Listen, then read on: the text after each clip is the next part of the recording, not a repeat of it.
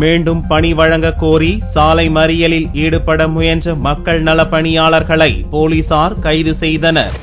கடந்த 2011ஆம் ஆண்டு 8ஆம் தேதி மக்கள் நல பணியாளர்கள் 13,500 பேரை தமிழக அரசு பணி நீக்கம் செய்தது. இதனால் பாதிக்கப்பட்டவர்கள் சாலை மறியல், உண்ணாவிரதம், பிச்சை எடுக்கும் போராட்டம் என பல்வேறு கட்ட போராட்டங்களை நடத்தி வருகின்றனர். இந்நிலையில் வெள்ளிக்கிழமை அன்று பல்வேறு குழுக்களாக பிரிந்து சென்னையின் பல்வேறு இடங்களில் சாலை மறியல் உள்ளிட்ட போராட்டங்களை மக்கள் நல பணியாளர்கள் நடத்த முயன்றனர். இவர்களை தடுத்து நிறுத்திய போலீசார் அனைவரையும் கைது செய்து வேனில் ஏற்றிச் சென்றனர். இதனால் எழும்பூர் உள்ளிட்ட பல்வேறு இடங்களில் போக்குவரத்து பாதிப்பு ஏற்பட்டது.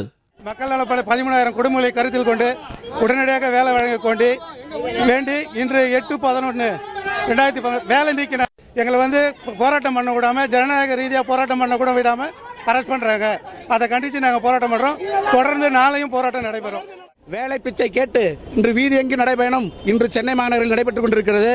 அரசாங்கம் இந்த வேலையை உடனடியாக வழங்கவில்லை என்றால் அடுத்த கட்ட போராட்டமாக ஒன்று கூடி மிகப்பெரிய போராட்டத்தை தமிழ்நாடு மக்கள் நல பணியாளர் சங்கம் நடத்தும் என்பதை தெரிவித்துக் கொள்கிறோம். இந்நிலையில் மக்கள் நல பணியாளர்கள் கோரிக்கையை அரசு நிறைவேற்றாவிட்டால் தமிழ்நாடு அரசு ஊழியர் சங்கம் இணைந்து போராடும் என தெரிவித்துள்ளது.